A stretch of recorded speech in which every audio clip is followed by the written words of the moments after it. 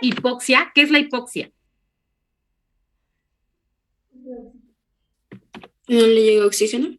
Exactamente, no le va a llegar oxígeno suficiente. Disminución del aporte de oxígeno.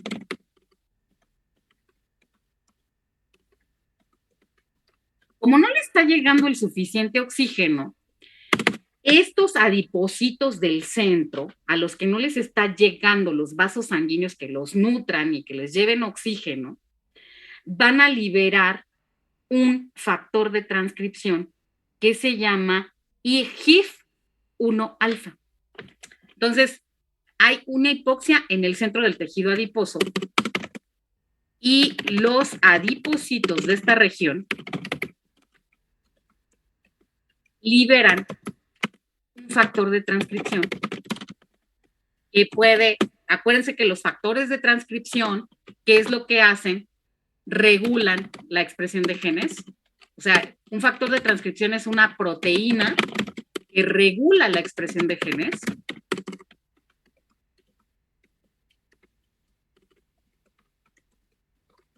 Y entonces, ¿qué va a pasar? Liberan un factor de transcripción llamado IF1 alfa. ¿Y qué quiere decir eso? IF quiere decir factor inducible por hipoxia.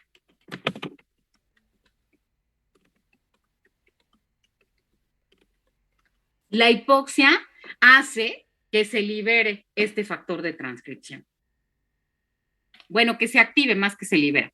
Los adipocitos de esta región activan un factor de transcripción que se llama GIF-alfa. ¿Y qué es GIF-alfa?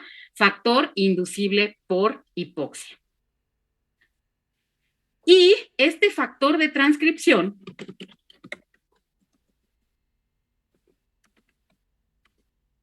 favorece la producción de moléculas inflamatorias y moléculas protrombóticas. Favorece la expresión es que se copien a RNA mensajero y que se traduzca ese RNA mensajero para producir proteínas. La expresión de moléculas proinflamatorias y protrombóticas. ¿Cuáles son estas moléculas? TNF-alfa. ¿Cuáles son las proinflamatorias? TNF-alfa. O también, ¿qué quiere decir TNF-alfa? Factor de necrosis tumoral.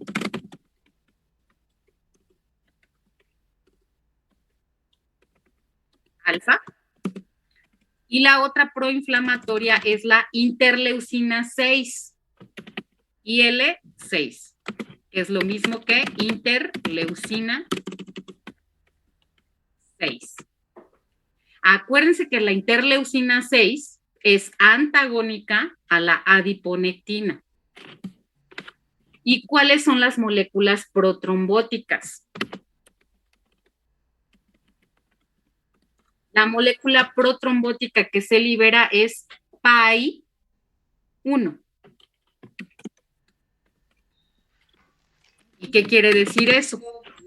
Inhibidor del activador del plasminógeno. Inhibidor del activador del plasminógeno. Y además, este GIF-alfa disminuye la liberación de adiponectina, la producción y la liberación de adiponectina.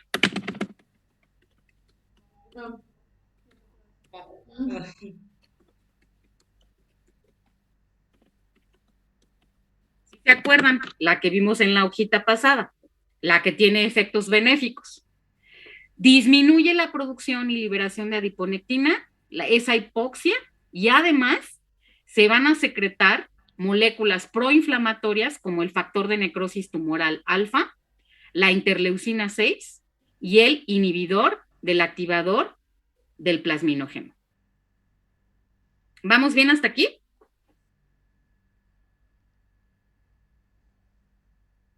Sí. Sí.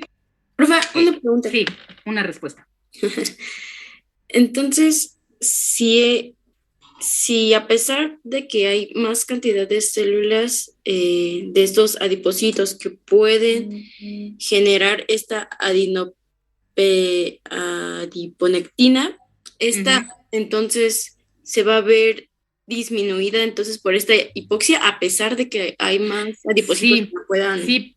Porque todas estas moléculas hacen algo que se llama señalización paracrina. Como se liberan hacia el medio, afectan a sus vecinos. Y los vecinos son adipocitos. Entonces es como que los adipocitos dijeran, pues lo que están haciendo los del centro, vamos a hacerlo los que estamos afuera.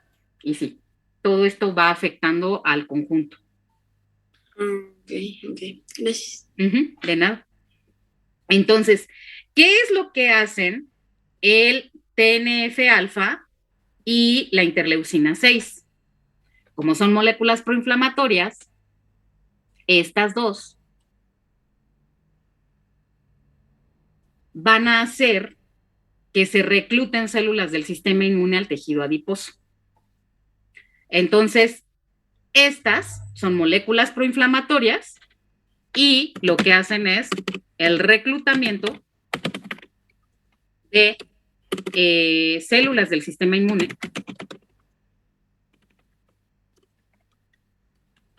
al tejido adiposo. Y cuando lleguen esas células del sistema inmune al tejido adiposo, van a causar liberación de más citocinas proinflamatorias. Y esta es la razón por la cual la obesidad central causa un estado proinflamatorio. Esto es lo que explica que la obesidad central cause un estado de inflamación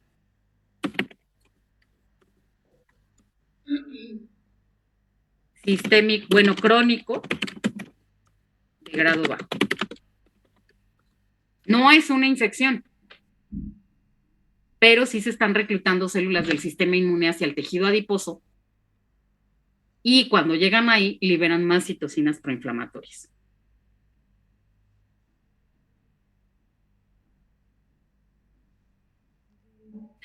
Entonces, si ustedes se dan cuenta, yo les dije, ¿me puedo regresar a la página anterior?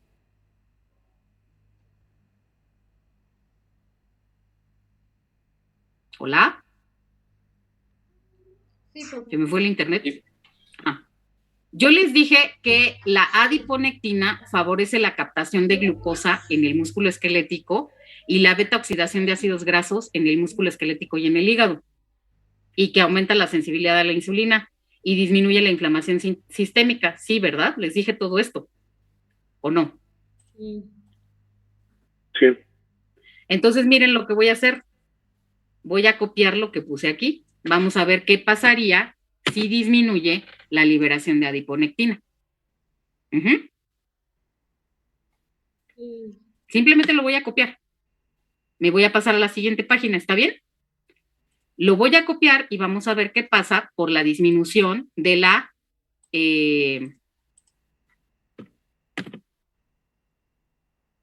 liberación de adiponectina. Esto ya lo habíamos visto, nada más estoy recalcándolo. Si hay disminución de la liberación de adiponectina, le decimos allá Elia. ¿qué va a pasar? Va a haber disminución de la captación de glucosa en músculo esquelético. ¿Estamos de acuerdo? ¿Sí o no? Sí. También habría, por lo tanto, disminución de la beta oxidación de ácidos grasos libres en músculo esquelético y en hígado. ¿Sí o no? Habría una disminución de la sensibilidad a insulina. Y en lugar de que disminuya la inflamación sistémica, ¿qué pasaría? Aumenta la inflamación sistémica. Nada más por el hecho de que se está disminuyendo la liberación de adiponectina. ¿Sí? Sí, profe. Ahora, si disminuye la captación de glucosa en el músculo esquelético, ¿qué podría pasar con la concentración de glucosa en sangre? ¿Qué podría haber? Hiperglucemia. Exactamente. Podría haber hiperglucemia.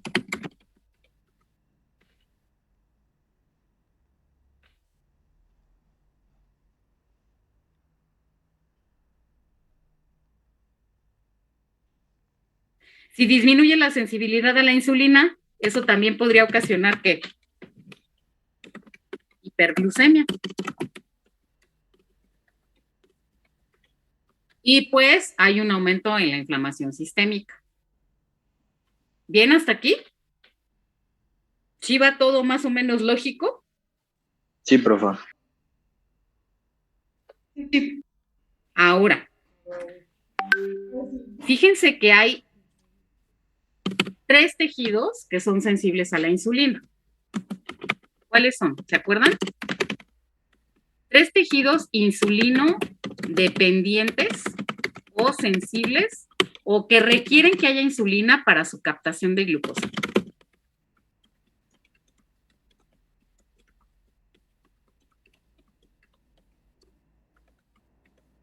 ¿Cuáles son? ¿Se acuerdan? Si no se acuerdan, díganme y yo les digo más rápido.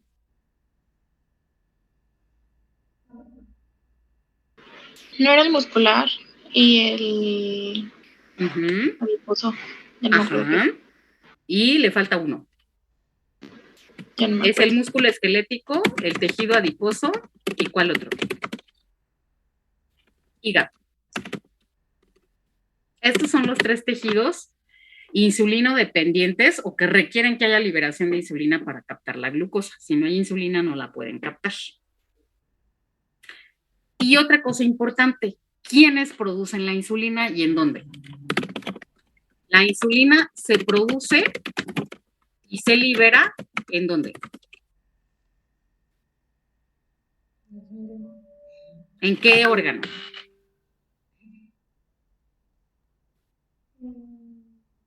En páncreas. En el páncreas. ¿Cómo se llaman las células del páncreas que producen la insulina? Islotes de Langerhans. Ajá, en los islotes, en particular, ¿en qué células? Ahí hay células alfa, hay células beta, hay células gamma. ¿En cuáles?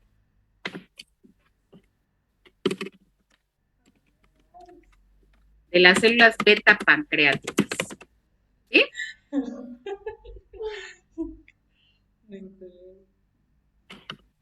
¿Vamos bien?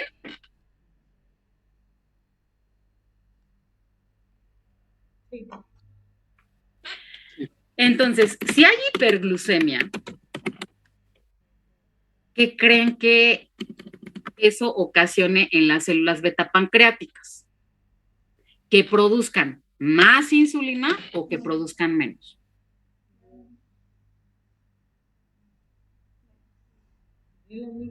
A ver, aquí debería decirles el estímulo para liberar insulina es la hiperglucemia. Si hay concentraciones altas de glucosa en sangre, se va a liberar insulina.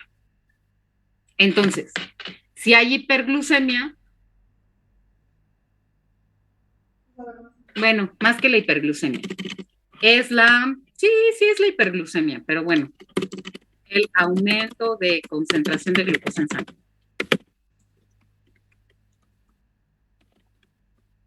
Si hay hiperglucemia, ¿qué creen que pase? Que las células beta pancreáticas liberen menos insulina o que liberen más. Más insulina. Más insulina. Entonces la hiperglucemia conduce a que haya hiperinsulinemia. Hiperinsulinemia. O sea que haya un aumento de la secreción de insulina. ¿Para qué? Para tratar de que el músculo esquelético, el tejido adiposo y el hígado capten la insulina y disminuya la glucosa en sangre.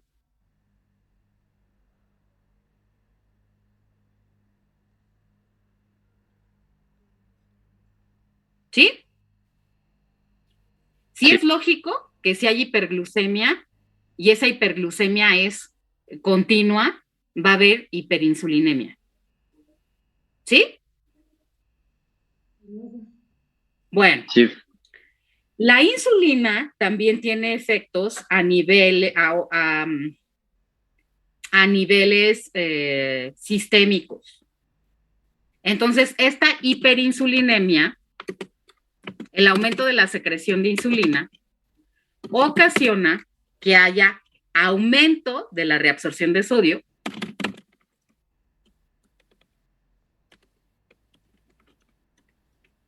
y cuando se reabsorbe sodio en el cuerpo, se reabsorbe también un anión acompañante y agua.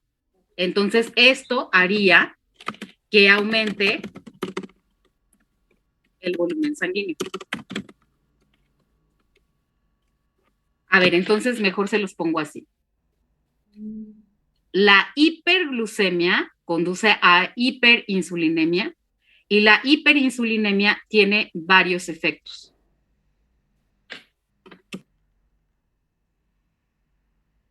Uno de sus efectos es que aumenta la reabsorción de sodio. Si aumenta la reabsorción de sodio, va a aumentar la reabsorción de un anión acompañante y de agua. Eso lo vamos a ver en la parte de diuréticos. Y si aumenta el volumen sanguíneo, podemos tener hipertensión arterial. Otra de las cosas que hace la hiperinsulinemia es que se activa el sistema nervioso simpático.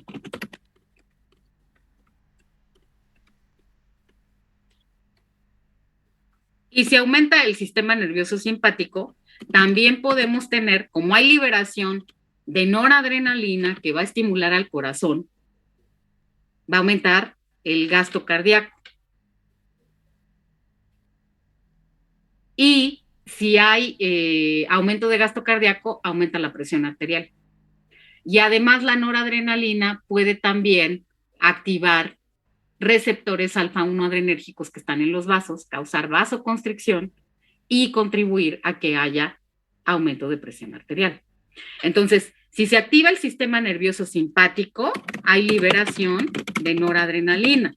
Y la noradrenalina en corazón va a ocasionar aumento de gasto cardíaco.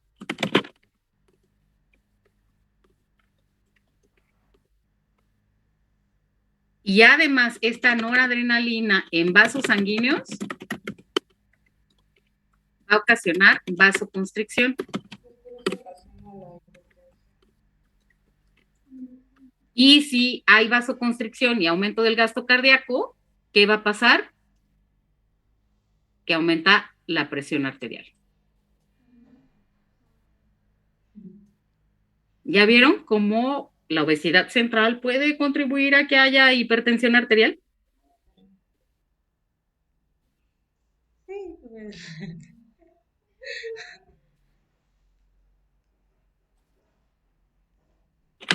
¿Estoy solita y no hay nadie aquí a mi lado? No, profesor. Aquí andamos todavía, profe. ¿Qué más hace la hiperinsulinemia? Cuando hay insulina en demasía, se inhibe la secreción de óxido nítrico. Inhibición de la producción, bueno, de la sintasa de óxido nítrico. ¿Cuál? Y si se inhibe la sintasa de óxido nítrico, vamos a tener disminución de liberación de óxido nítrico y eso contribuye a que haya hipertensión arterial. Eso por la hiperinsulinemia causada a su vez por la hiperglucemia. Pero esto va a ser eterno No, esto no es eterno. Porque te mueres. Tarde o temprano, las células beta pancreáticas van a sufrir de tanto estar produciendo insulina. ¿Vamos bien hasta aquí? ¿Sí va lógico? ¿Voy muy rápido o voy bien? Profe dijo que esa inhibición de la NOS también al final provocaba lo mismo, ¿no? La Ajá. hipertensión. ¿Por qué? Acuérdense, se los ha dicho muchas veces el doctor Tomás, el óxido nítrico es el vasodilatador más potente que se conoce. Vasodilatador. Entonces, si es vasodilatador, tendería a disminuir la presión arterial, pero como va a disminuir su producción y su liberación, entonces lo que sucede es que aumenta la presión arterial por esa disminución de liberación de óxido nítrico. ¿Sí? Sí, profe, gracias. De nada. ¿Me puedo cambiar de hojita de pizarrón? Sí, profe. ¿Ya vieron por qué les propuse que hiciéramos un examen cada vez? Porque, híjole, es mucha información. Entonces, ¿qué va a pasar? Esta hiperinsulinemia, ¿qué es la hiperinsulinemia? La hiperinsulinemia es una producción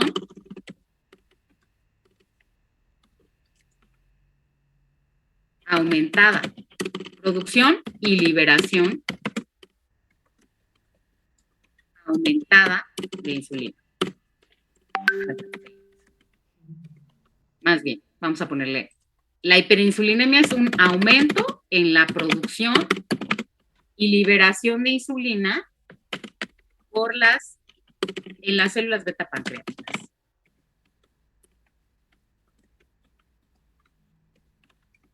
¿Sí? ¿Y qué va a pasar?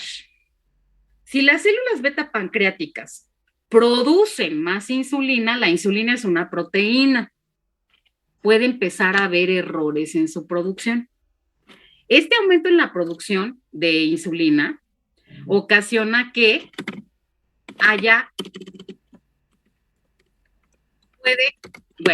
aumenta el número de proteínas mal plegadas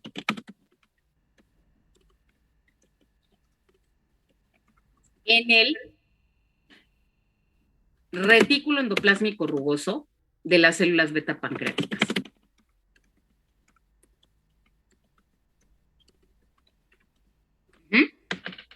¿Qué proteínas mal plegadas? Insulina. Si se está, hace insulina, va a aumentar el número de insulina mal plegada. Y eso en una célula es catastrófico, porque esto desata una respuesta que se llama UPR. Y esta respuesta es respuesta a las proteínas mal plegadas. Lo que quiere decir UPR es Unfolded Proteins Response. O sea, respuesta a las proteínas mal plegadas. Y esto hace que haya apoptosis en las células beta pancreáticas. Se empiezan a morir.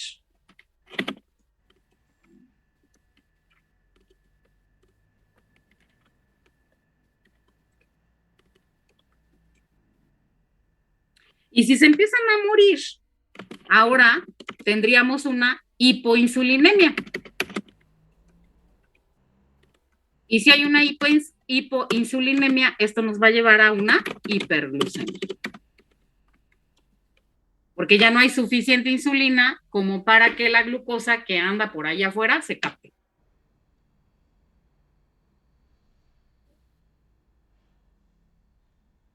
¿Vamos bien? Sí, profesora. Sí.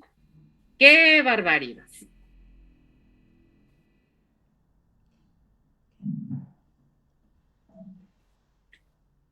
Y todavía no terminamos con la fisiopatología del síndrome metabólico. Apenas vamos empezando.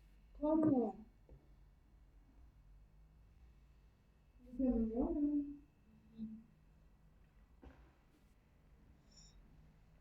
O yo creo que sigue esa parte, ¿no? Si hay más tejido adiposo, Eso va a acabar la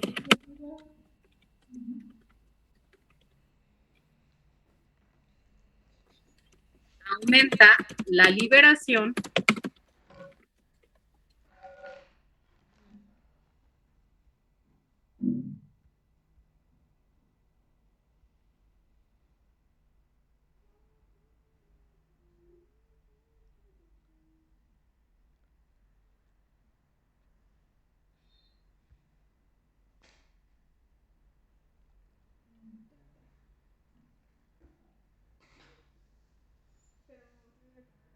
no, no. ¿Tú sí los has visto, güey? No. Bueno, palitos ya tiene rato que no como.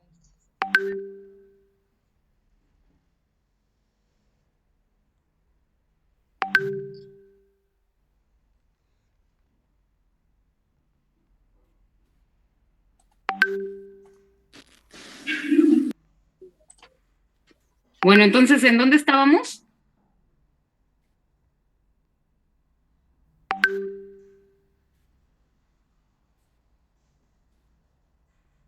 En que si hay más tejido adiposo, aumenta la liberación de ácidos grasos libres a la sangre.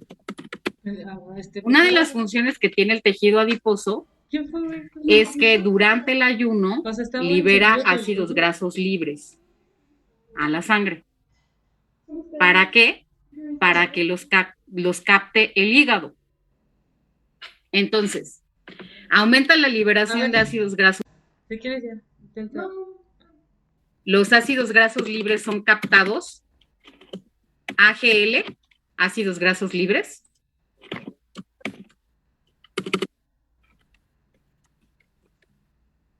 Los ácidos grasos libres son captados por el hígado.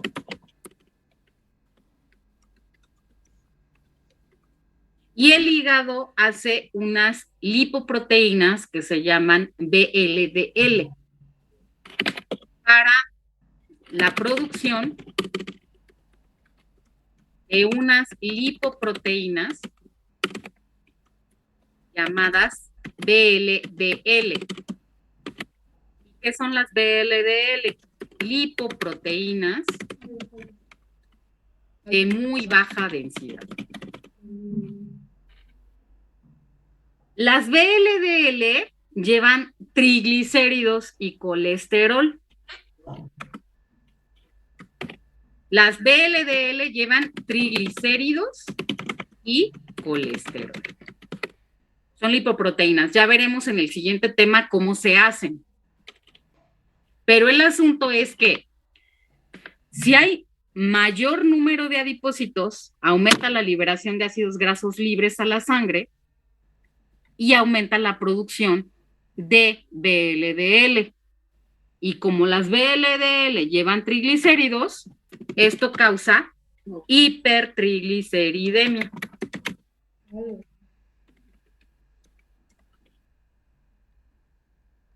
Uno de los signos o uno de los componentes del síndrome metabólico. Por eso dijo que la obesidad central era ¿Sí?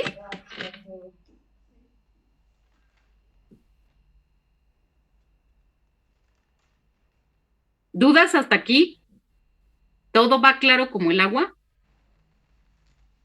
Sí, todo bien. ¿Los demás, las demás? los demás. Sí, pero También. ¿También? Muy bien.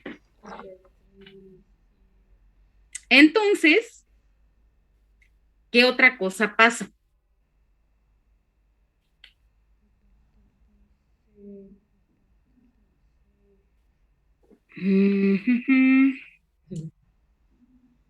Otra cosa que pasa, que le voy a poner aquí, porque está relacionada con la hipoinsulinemia. La hipoinsulinemia, o sea, cuando ya disminuyó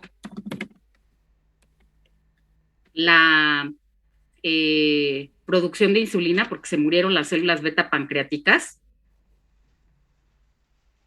aumenta la actividad de una enzima que se llama lipasa sensible a hormona.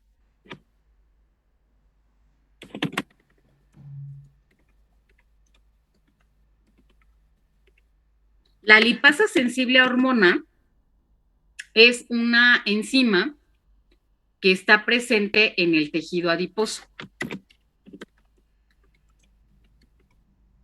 Y cuando aumenta la actividad de esta enzima, aumenta la liberación de ácidos grasos libres a la circulación.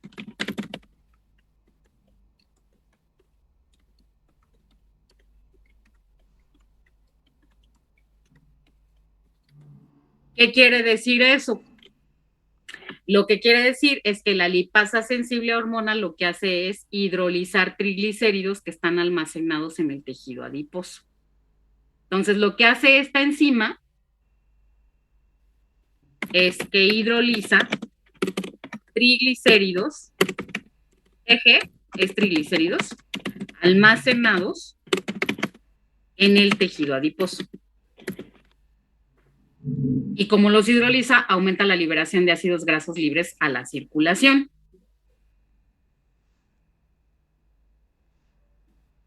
Los ácidos grasos libres solitos, AGL, ácidos grasos libres, activan a un receptor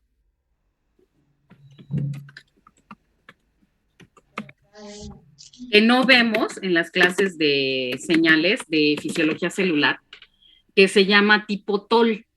Es una vía de señales que no vemos, por eso no se las voy a explicar. El asunto es que la activación de este receptor conduce a la activación de PKC. ¿Se acuerdan quién es PKC? Proteína sinasa dependiente de calcio. Y cuando se activa PKC, fosforila a receptores tirosina sinasa, que son receptores para insulina. RTK es receptores tirosina sinasa.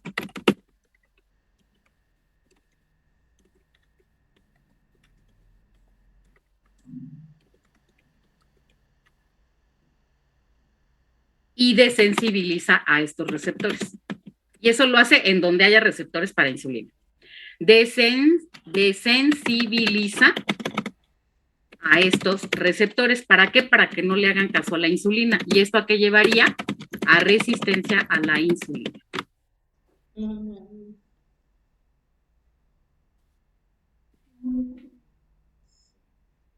Y si hay resistencia a la insulina,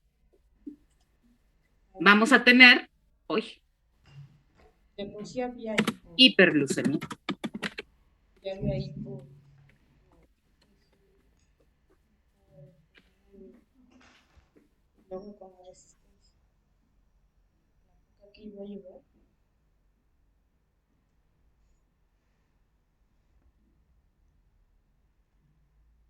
Qué barbaridad, ¿verdad? ¿Vamos bien hasta aquí? Sí, profe. ¿Todo lógico? Sí. Ok, ahora, si tenemos resistencia a la insulina, hay hiperglucemia, porque las células no le están haciendo caso a la insulina. ¿Puedo cambiarme de hojita de pizarrón?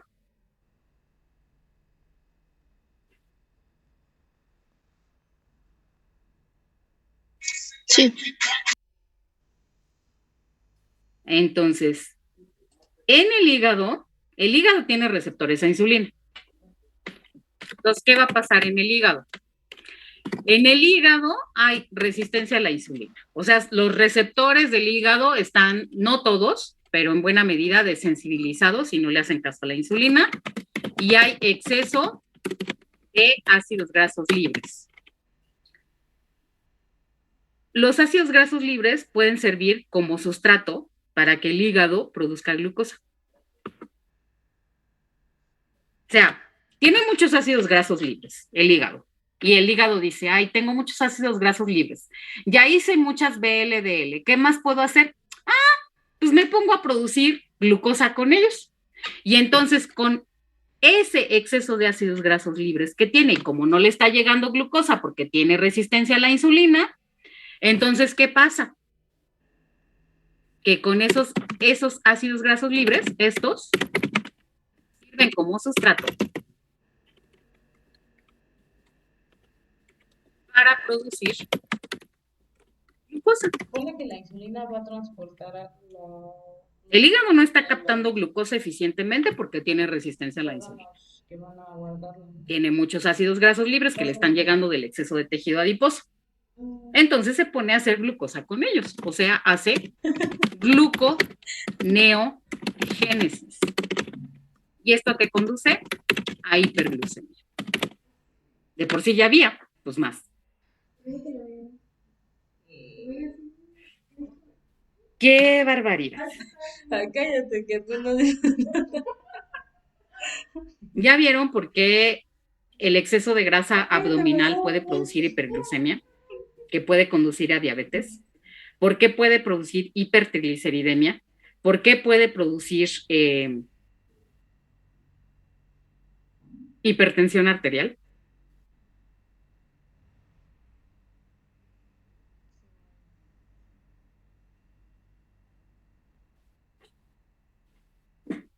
Bueno, entonces ahora vamos a ver, ya les hablé de las moléculas proinflamatorias, ¿no? Ala, sí es cierto.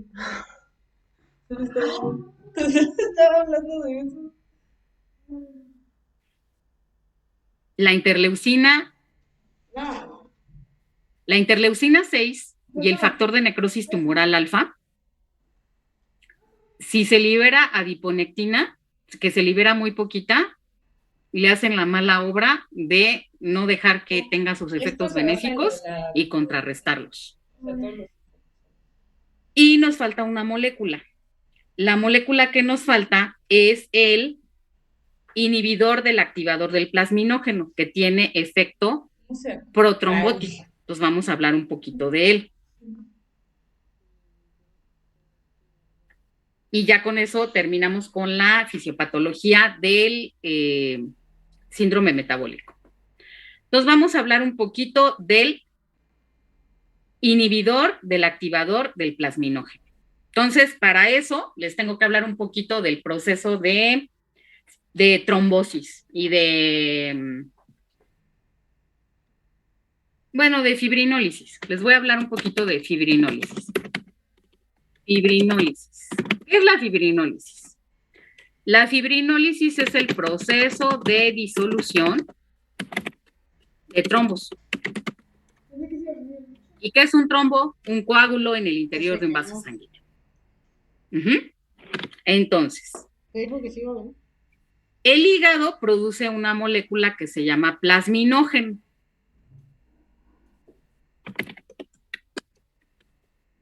Este plasminógeno lo produce el hígado. Este plasminógeno se puede convertir en plasmina.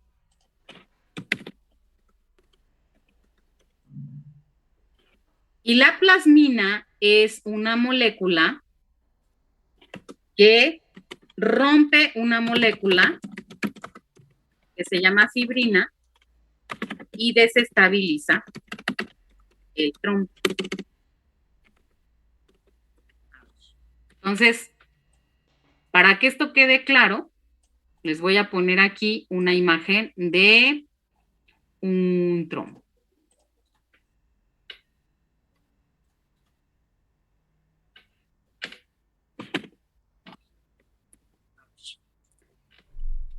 ¿Se ve bien?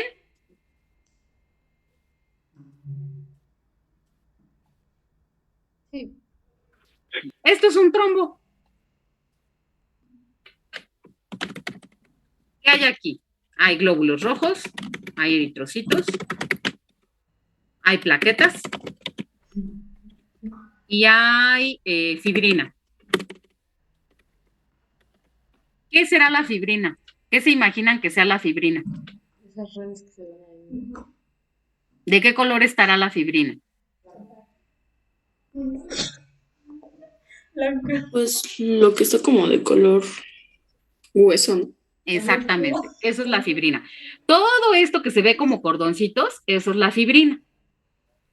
Entonces, el plasminógeno se puede convertir en plasmina y la plasmina rompe a la fibrina y se desbarata el trombo. ¿Y dónde está la participación del PAI-1? Ah, bueno, pues resulta que aquí hay un... ¿Quién hace que el plasminógeno se convierta en plasmina? El activador del plasminógeno tisular. Se llama TPA. ¿Y qué quiere decir TPA? Activador del plasminógeno tisular. Activador del plasminógeno tisular.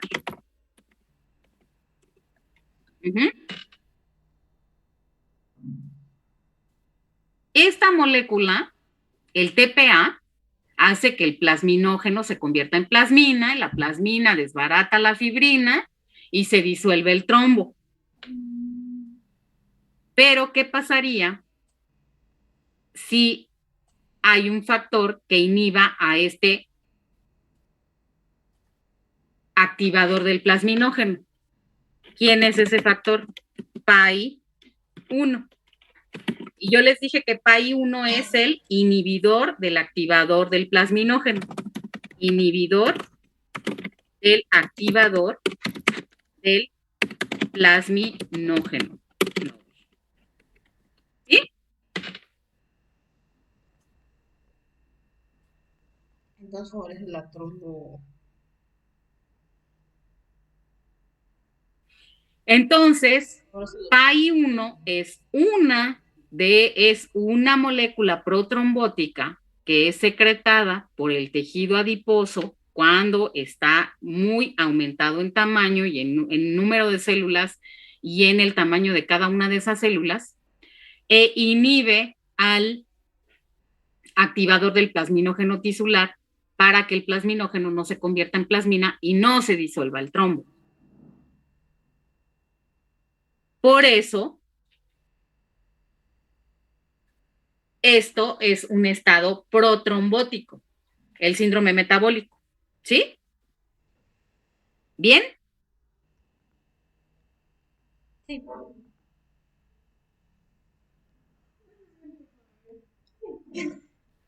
Profe, ¿y hay fármacos que mimeticen a la plasmina? Que mimeticen como tal, no, pero que contribuyen a que la plasmina tampoco hay que dejarla suelta mucho tiempo, ¿eh? Los fármacos, ya lo van a ver con la doctora Adriana en el tema de cardiovascular, van a ver muy bien esto. Yo apenas así como que ya van a ver, pues hay un montón de fármacos para eso, pero a la plasmina tampoco hay que dejarla suelta mucho tiempo. Pero sí hay muchos fármacos que contribuyen a que esto aumente o disminuya. Vale. Y este PAI-1 favorece la formación, aparte de que favorece la trombosis, favorece la formación de placas ateroscleróticas. Además de impedir que se disuelvan los trombos y que se haga un estado protrombótico, también favorece la formación de placas ateroscleróticas. Ay, qué barbaridad.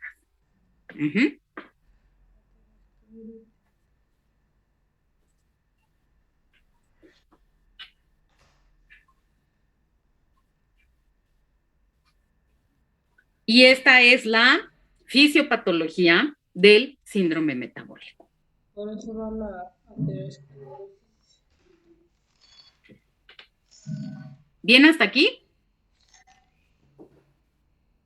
Sí, profesora. Sí. ¿Qué se puede resumir? ¿Me puedo cambiar de hojita de pizarrón? Sí. En la siguiente figura que les dejo para que estudien. Ateroesclerótica. Esta figurita. ¿Le podría regresar tantito, por favor? Claro que sí.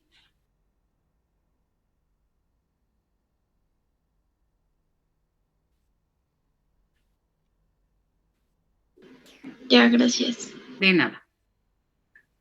Entonces, la fisiopatología se puede resumir con esta. Aquí está la interacción entre el tejido adiposo, músculo esquelético, células beta pancreáticas, el endotelio de los vasos sanguíneos y el hígado.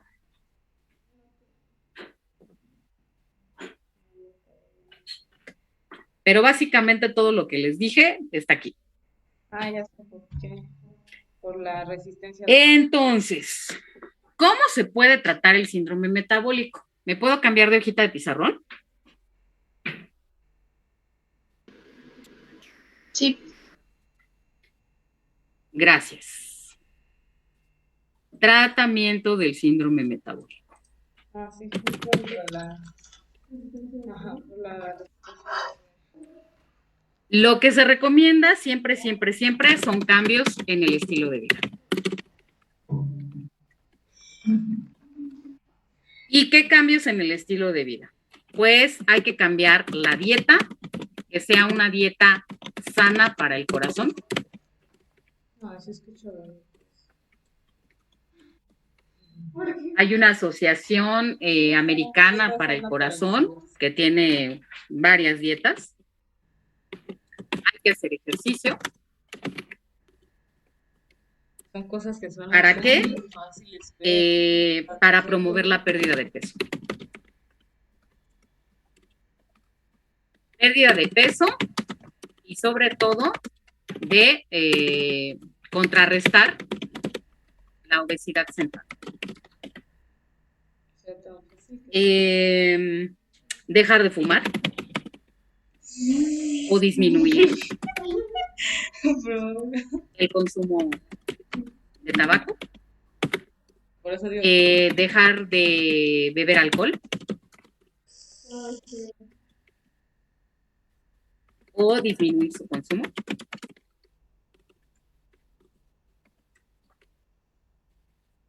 El ejercicio se recomienda que sean al menos 30 minutos diarios.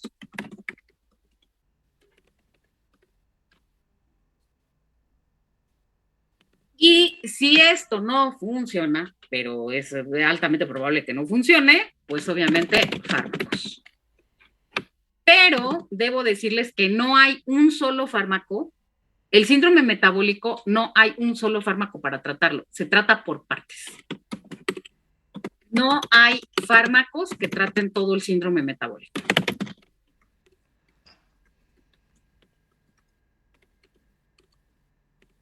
Se trata por partes.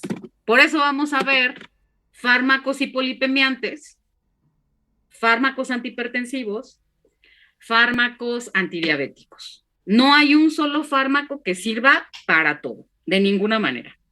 Y en la dieta sana para el corazón, les digo que la asociación, la AJA, que es la Asociación Americana para el Corazón, tiene varios tipos de dietas, pero la dieta mediterránea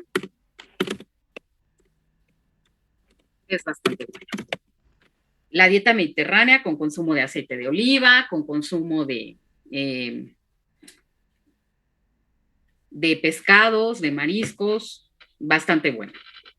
Otra cosa que se hace es, como se piensa que con la dieta y el exceso de calorías se desequilibra la microbiota intestinal, se hace un trasplante, se puede recomendar en algunos casos hacer un trasplante de microbiota fetal, de microbiota fecal, no fetal. ¿Por qué? Porque se considera que el síndrome metabólico causa una disbiosis de poblaciones de microbiota intestinal. Y esa disbiosis es una menor diversidad. menor diversidad y falta relativa de poblaciones microbianas sanas, pongamos eso entre comillas, o más bien de poblaciones microbianas benéficas y predominio de las dañinas. La microbiota es bastante interesante porque cuando las poblaciones se desbalancean, no es que las bacterias sean dañinas, es que empiezan a secretar compuestos dañinos cuando aumenta su población. Si se mantienen a raya, bastante bien, no producen daño. Pero cuando aumenta su población de manera desmedida, empiezan a provocar, empiezan a producir compuestos dañinos y eso ocasiona problemas. Y otra cosa que también y que es lo nuevo que hay en síndrome metabólico, es la reprogramación de los ritmos circadianos. Reprogramación de los patrones de los ritmos circadianos. Y pues ya hay personas que se dedican al tratamiento de esto. Entonces, no hay fármacos, no hay un solo fármaco que combata todo lo que hay en el síndrome metabólico, ni uno solo. Se utilizan fármacos para tratar obesidad, se utilizan fármacos para tratar dislipidemias, se utilizan fármacos para tratar diabetes, para tratar hipertensión, pero no hay un solo fármaco que combata todos los aspectos del síndrome metabólico. Entonces nosotros vamos a empezar con fármacos para tratar la obesidad. ¿Sí? Son 5. Les cuento de ellos y nos vamos. ¿Me puedo cambiar de hojita de pizarrón? Sí, por favor. Entonces, los fármacos para tratar la obesidad, aprobados por FDA, nada más son 5.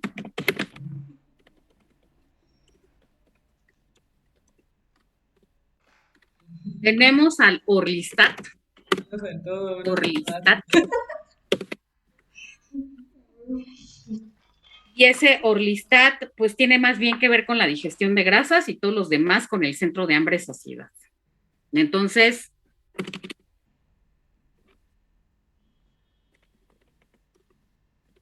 tenemos a una combinación de fármacos que es fentermina con topiramato, que el topiramato ya lo vieron, topiramato. Tenemos otra que se llama lorcacerina. Pero me etiquetas. ¿Por qué no me etiquetas? Tenemos una mezcla, una combinación de fármacos que ya los vieron ambos. A ver si se acuerdan dónde los vieron. Bupropión con naltrexona. ¿Cómo? Y tenemos finalmente la liraglutida. El Orlistat básicamente lo que hace es interferir con la absorción de grasas y todos los demás tienen que ver con la regulación a nivel de hipotálamo en centro de hambre y de saciedad.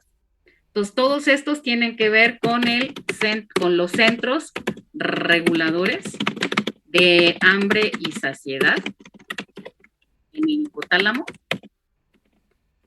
Y básicamente, el Orlistat tiene que ver con la absorción,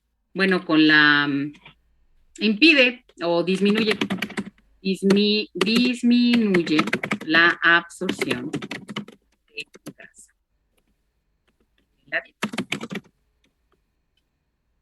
Ya veremos sus mecanismos de acción y todo esto mañana, que yo creo que lo más seguro es que también la clase sea en línea. Les mandaré por ahí una liga, porque no nos han... a ver, déjenme ver qué dice. Mensaje. Buenas noches. Estoy en espera del informe del estado de la subestación principal. Al parecer a primera hora funcionarán las plantas de emergencia y al mediodía entrará en marcha la subestación. No, que todavía no. Que todavía no es oficial. Entonces no sabemos, les avisaremos, ¿va? En cuanto sepamos algo, les avisamos por el Entonces, ¿va a Classroom. haber examen? Sí. ¿Sale? De puro Sí, profe, está bien. Sí, profe, gracias. Bueno, entonces recuerden que tienen, sea como sea presencial, Aquí no es sea en cierto. línea, mañana tienen su maravillosísimo examen. Les va a llegar ahorita una actividad de evaluación continua de síndrome metabólico muy facilita. Y mañana tienen su maravilloso primer examen de este parcial. Y ya se me acabó el tiempo. ¿Me siguen escuchando? Sí, profe. Ah, ok, no se me ha acabado. Es que me pone a actualizar y pienso que ya se me acabó. Ok, entonces, ahorita les va a llegar, esa actividad se entrega máximo mañana a las 3 de la tarde y sea presencial, o sea, en línea, mañana de 3:15, 3, de 3 a 3:15, 3:20, tienen su primer examencito de fisiopatología de síndrome metabólico. ¿Sale? Ok. Maestra, ¿nos podría mandar su presentación, ¿Está? por favor? Sí. Sí, ahorita se las mando con la liga para el cuestionario, ¿va? Ok, gracias. Bueno, cuídense mucho, nos vemos mañana, que estén muy bien. Buenas Bonita noches. noche. Buenas noches. Buenas noches. Sí. Chicos, descansen. Gracias, maestra.